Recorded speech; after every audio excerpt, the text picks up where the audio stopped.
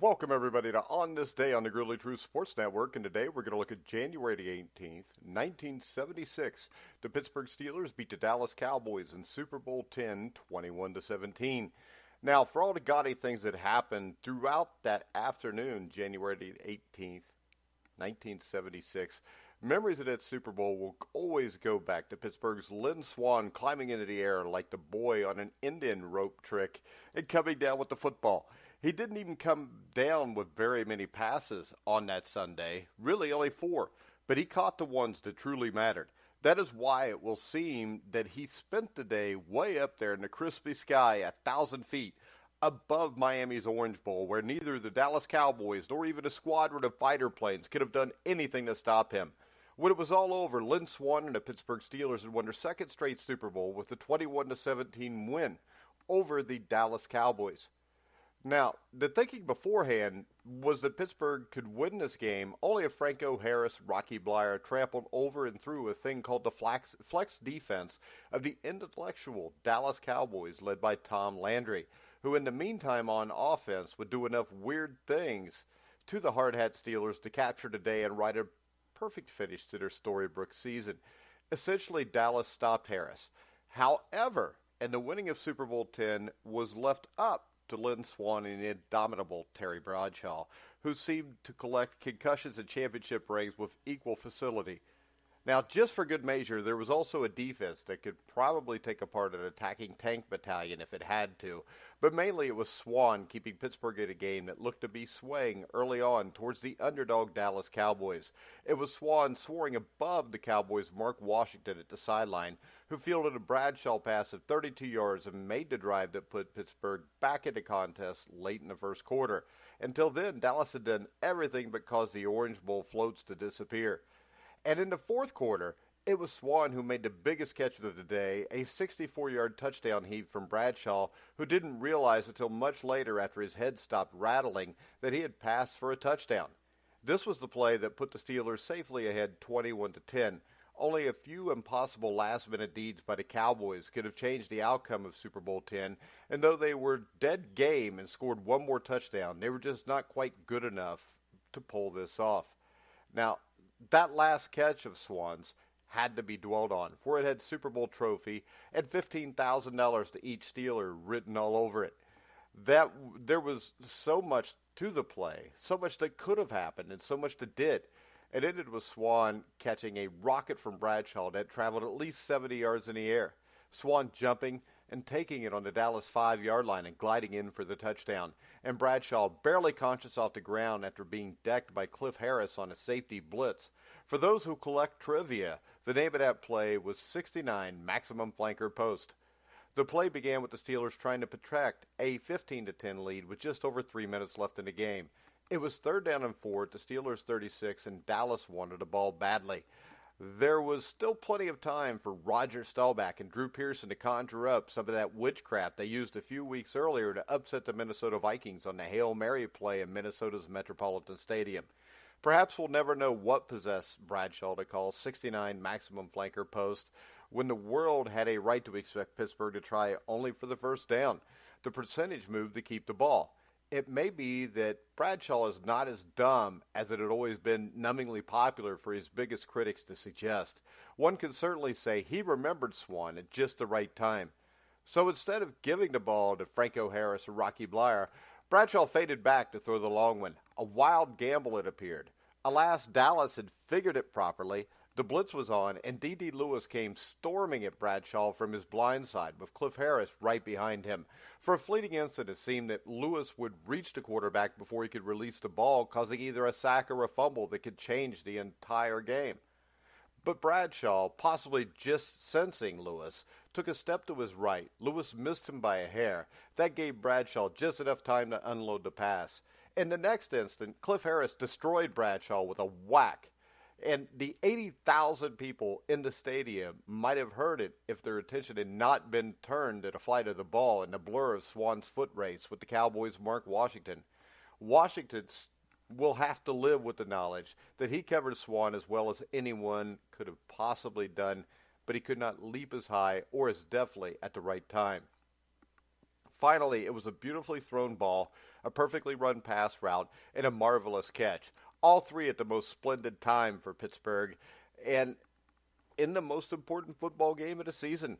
Players who were involved in such heroics seldom have much to say afterwards that would give them some meaning. Swan said, "All I did was run under the ball." He thought for a moment and figured there must be more to it than that. He remembered it earlier, referring to another pass. Cliff Harris had told him, "You're lucky you didn't come back on that ball because I'm going to take a shot at you. You better watch your head." Intimidation. The Cowboys had planned to be intimidating in this game, something the Steelers are famous for. And the Cowboys were at first, not just with their tricks and execution, but with enough hard hitting that they led 10-7 through 3-4 quarters of play. Swan's head was as much a factor as his hands and speedy legs.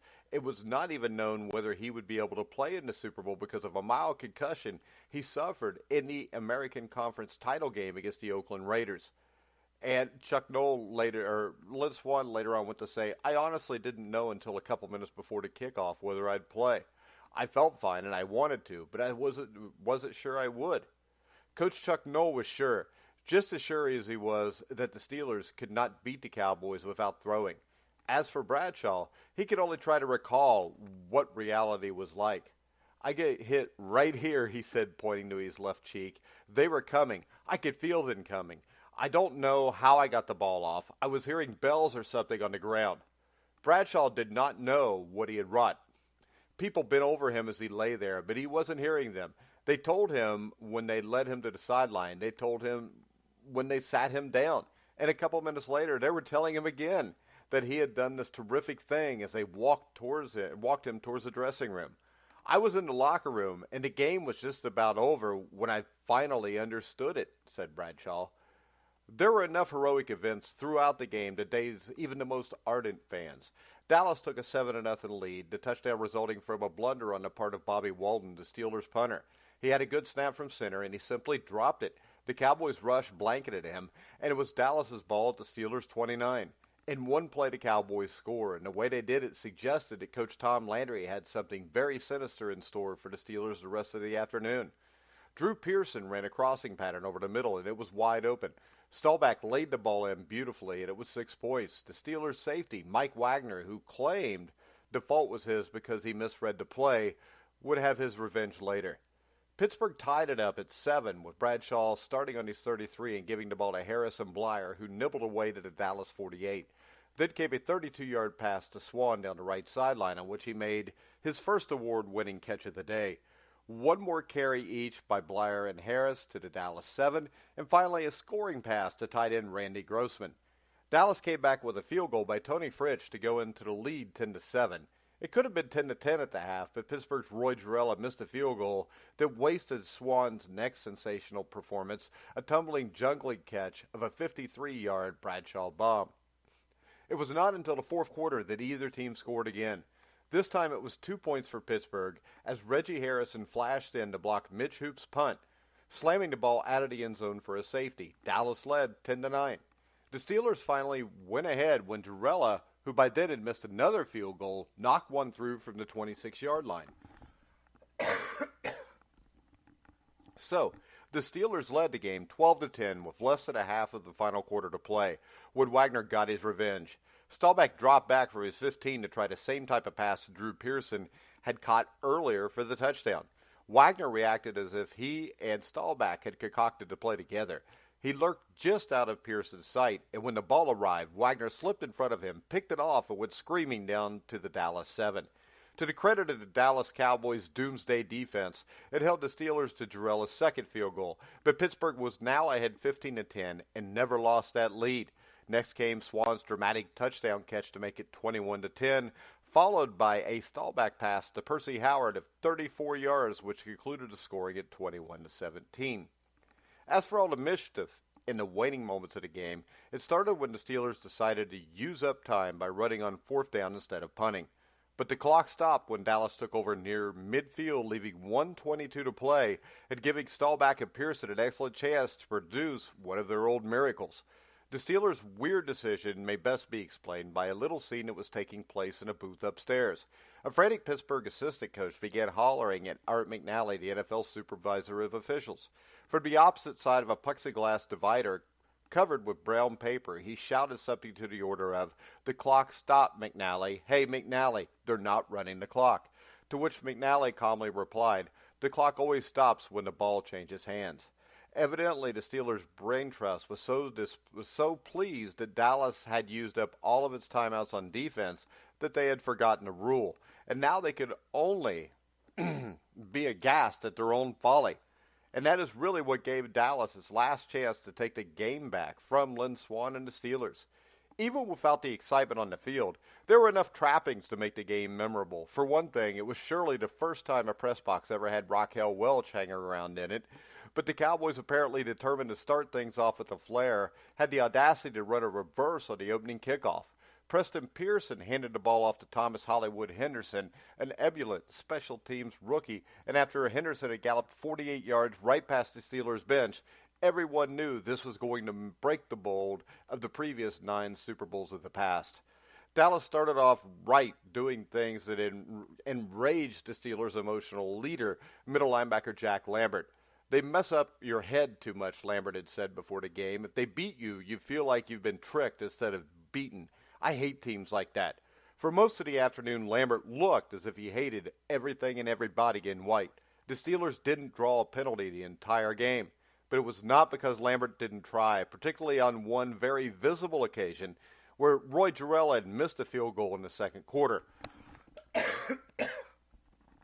Dallas's Cliff Harris was so pleased by this development that he slapped Lambert on the helmet and then said thank you to Jarrella.